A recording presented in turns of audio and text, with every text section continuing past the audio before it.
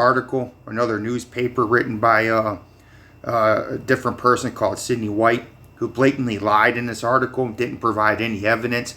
And she's calling a lot of us trolls. And there's a lot of advertising this article, so it's going to jump up and down a little, right?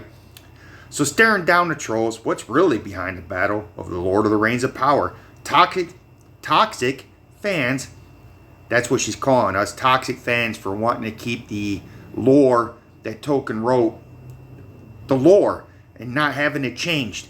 Modern day politics has no business in that. This is not even written in at a time frame where that was even. It's just a mess, right? And her influence are raising new questions. And some of the negative disclosures surrounding Amazon's The Lord of the Rings of Power sound familiar. It's because we've been here before so many times. While backlash campaigns to reveal of popular franchise have been growing in the past few years, particularly when those projects touch on inclusivity, the digital trolls seem to have dialed up their intensity in the lead up to the Reigns of Power. Actually, it's you guys that are dialing up the intensity. The Lord of the Rings didn't have any racism, inclusivity, that's what you like to call it, right? Didn't have any problems till Amazon got a hold of it. Everything was just fine. These books have been out for a long time, I think 50, 60 years. So you guys were the problems. Now you're mad at us for pointing out those problems. So let's keep reading her lies, which finally arrived this week after years of development. The good news, outside of the small subject, by the way, it's not small.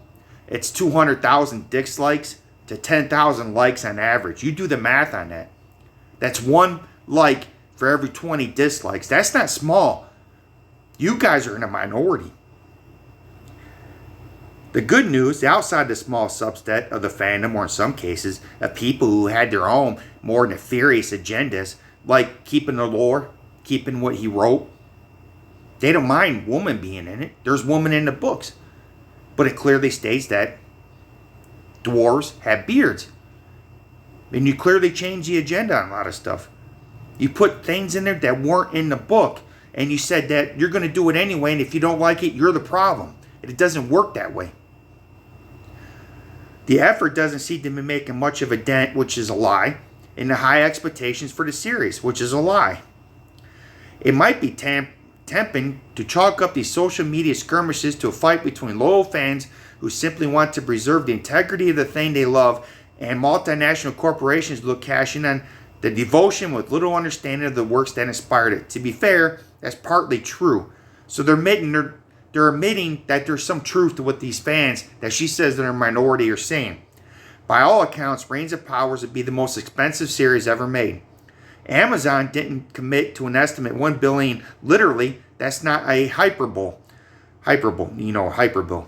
In the 5-season order, without expecting to see a return on the investment, what a former Amazon CEO Jeff Bezos wants us to have his own Game of Thrones has of massive fantasy franchises the same as any other. Let's not pretend the primary goal of this production isn't to add any company's bottom line. To think any differently would be naive.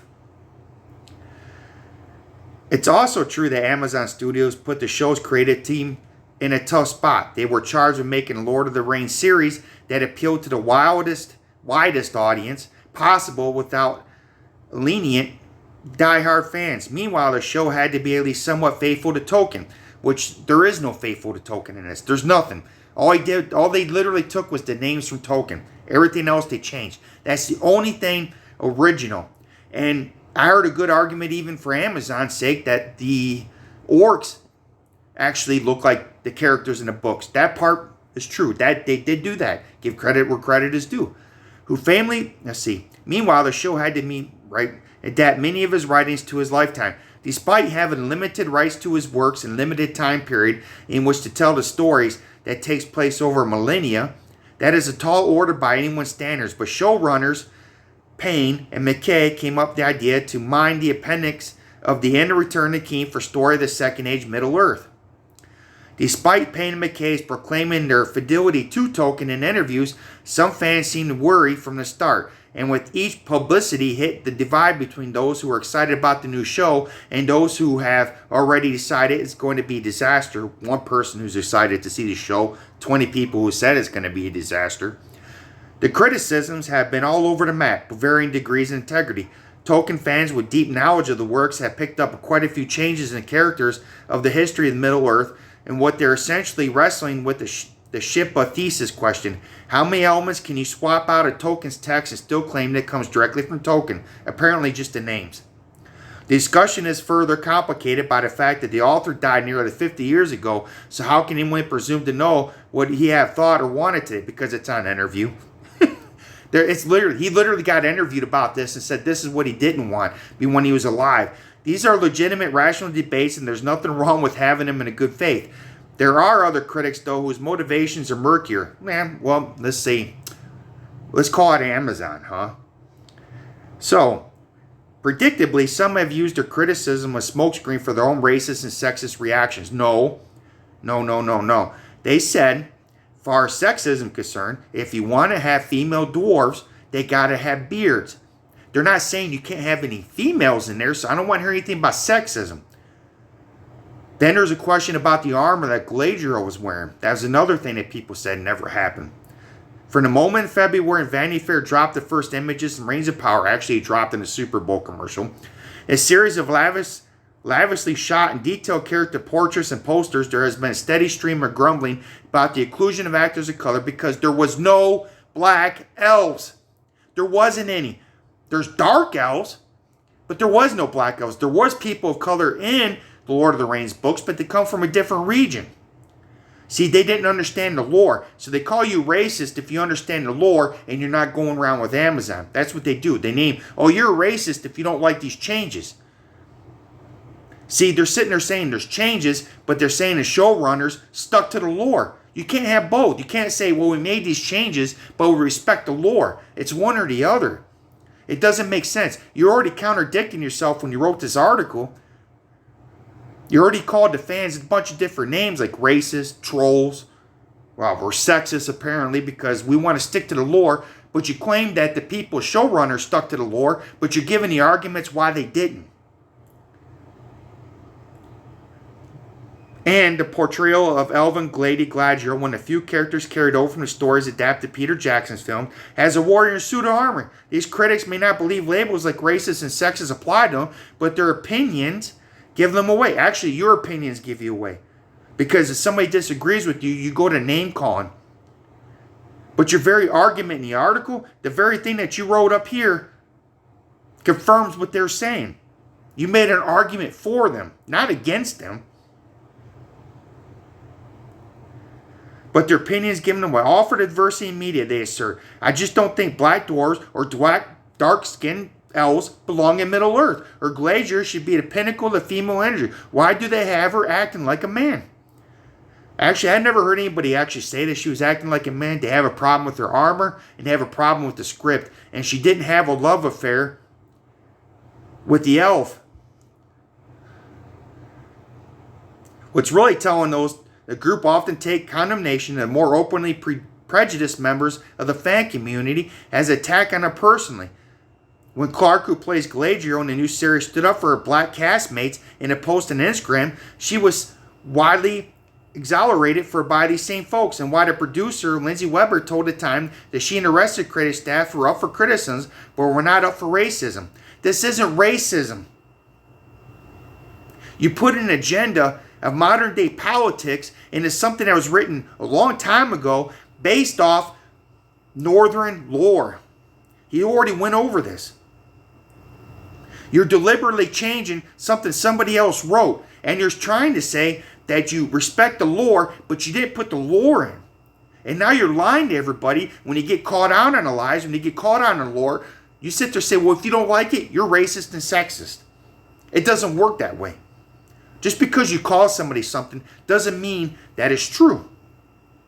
We are not up for racism. Those concerns are dismissed as an attempt to shut down the show. Distractors with unfounded accusation that these statements were made all in a vacuum. All you need to do is scroll down the comments of the critical posts and videos to see the toxicity that runs rampant through a certain segment of the fan base. And then, at the far end of the spectrum, there are outrage brokers who use emotional manipulation to boost their channels to promote their own agendas, ranging from mainstreaming and alt-right ideologies to monetization of anger for the cloud. If anybody knows me, there's no hell way you're going to ever call me alt-right.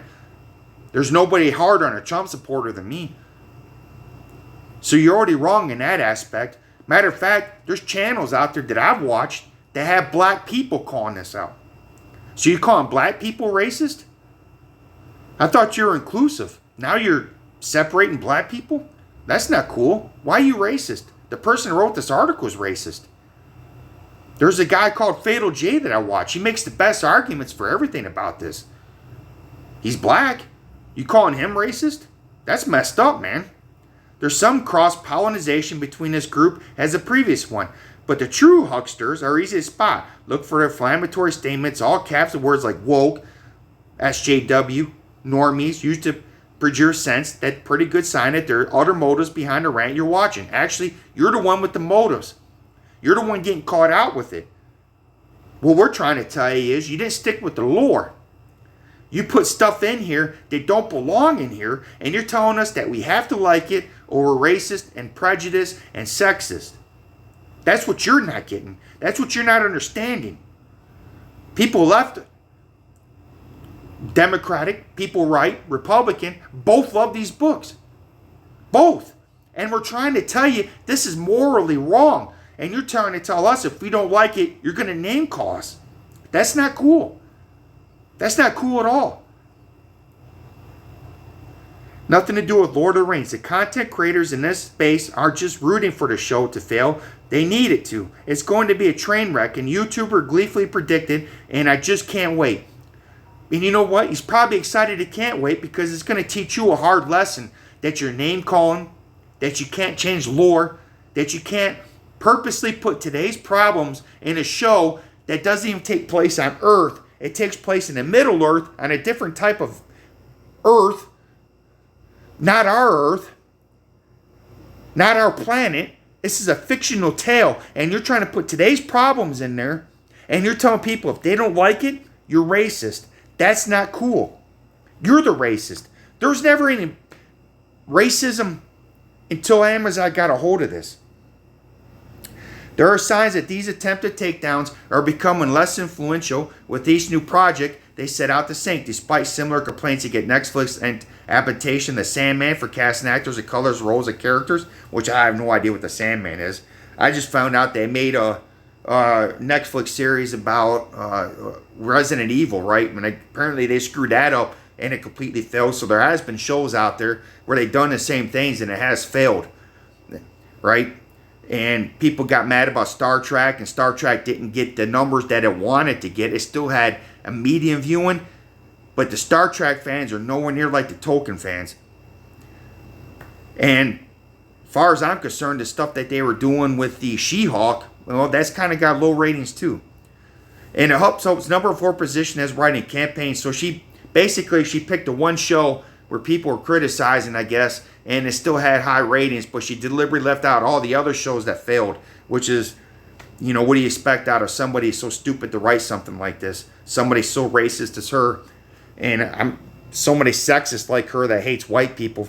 And I don't know why she hates white people. I don't know why she hates black people that call out the show for not doing the lore, but she does. And hopefully the author that wrote this, she can get the help that she needs. Ironically, these critics have become hindered by the same algorithm that allowed them to thrive in the first place. Originally, is not rewarded with this ecosystem, so all social media accounts that operate in a similar fashion start blending together after a while, and the impact individually trolls diminishes when everybody channels took a sound the same. So what they're trying to say is they got together, they asked YouTube and other people to change the algorithm, but they forgot people have already subbed to this, and so people already subscribed, so it didn't really change anything. They tried it, it failed. Why does this mean for Lord of the Rings of Power? There's no evidence that this campaign of negativity has done anything to lessen the enthusiasm of the fans who are actually looking forward to the Rings of Power. At this year's San Diego Comic-Con panel, moderated by Tolkien superfan Stephen Colbert. Matter of fact, Stephen Colbert got actually called out for misquoting or not finishing a quote that he said at that, right? And eager attendees packed the canvas They actually paid the people that were pro to begin with to come out for the show. They paid super actors. These people were actually actors to come out. And other people did a really good observationist and already done that on their channels. They're actually paying, people like to write this article. They're actually having to pay people to like the show, to write why the show is good. If you have to pay somebody to do that stuff, it's not good to begin with. And Stephen Colbert is not actually the right person to call out on, especially when he misquoted Tolkien and didn't finish the proper Tolkien to begin with. And the last week's record-breaking House of Dragon ratings are indication there's still massive appetite for fantasy storytelling. I can't talk about House of Dragon. I actually never even watched the first one, the show that it ran off of. I've never seen one episode. I'm aware of it.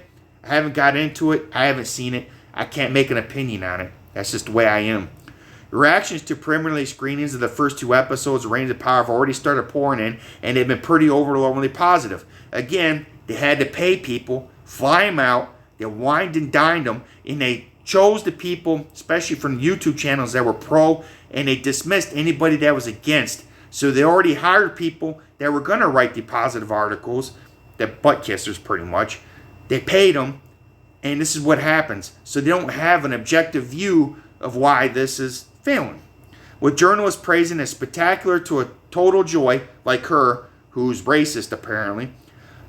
Early positive buzz, like the usual translation to hearing ratings. At least early on when viewers tend to turn in just to see what it's all about. Well, we have to see what happens when the show premieres for the rest of the road on September 1st and beyond. More episodes air. But it's looking like Amazon's bank gamble might just pay off despite efforts of the usual toxic suspects. Which actually, I think you're toxic. I don't know why you're racist and you hate white people. You hate black people that call out other black people for betraying lore. That's not cool. I don't know why you're doing stuff like that. I don't know why you're sexist against men. I don't understand why your toxicity against anybody that wants to keep the lore. And why you're name calling like that, but it's really sad. I hope you get the help you need. You really need it. And let's see, we're going to go into the 170 replies because I'm sure they're, let's get into this. So as of 8:30:22, 10:34 a.m., racist and misogyny fans like to launder the racism, misogyny through complaints of fidelity. The source material has been happening since approximately forever, and it's always vivid to bring that up. But when somebody I really hate in this let people enjoy things, errors floating any negativity with toxicity are sure to concede that there are legitimate rational debates to be had over the show's quality, but the overtone toll of this piece, Reigns of Power, or insert geek property of your choice here, deserve endless enthusiasm, relentless positivity, and is a shame how the trolls are raining on everyone's parade. You are not a troll, are you? Thankfully, there are plenty of properly enthusiastic fans to drown you out and troll you. Nothing wrong with getting excited, but there's a little weird for a site.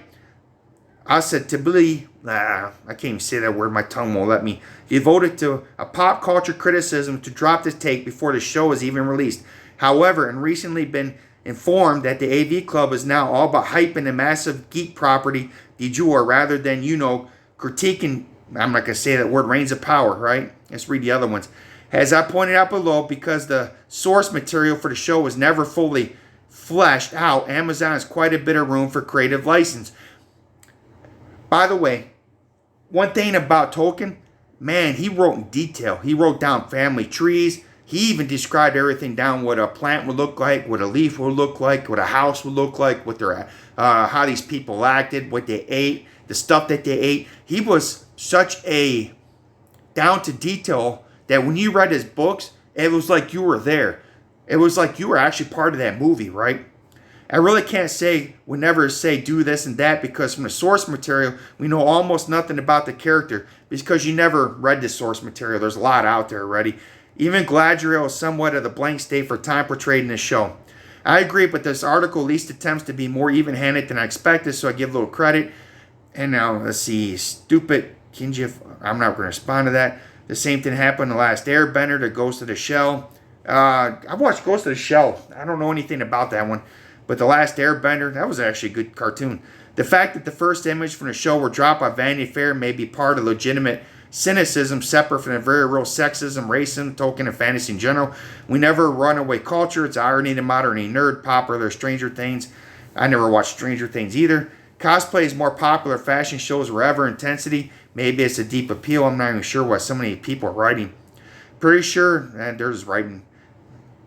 Oh, man. See if we can find some other comment, people. There's a lot of context for this. Automatic racism for somebody. Okay, here we go. So there's a lot of context needed for this. It's automatically racist for somebody to knee-jerk reaction to feel hate for someone or something because a person of color is involved. People have no right to feel that the black person can't portray an elf or Lord of the Rings. In your Sandman example, you're mad at Lucien is played by a black woman for no reason other than that's how I wanted them. And he's got a little bit of point there because sometimes these shows, people are only getting hired because they're black. And as a black person, that should really be angry because I wouldn't want to get hired from, being my color. That's not cool. I want to get hired because I'm the best actor, not because of my skin color.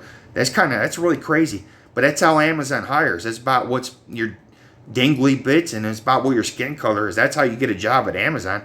That's not how I want to see them. Yes, it's seemingly both racist and sexist because that's where your context key is. If you're mad because you don't like the acting and portrayal of the character, then it's a valid criticism, which would be nice and refreshing to have in some real examples what you dislike.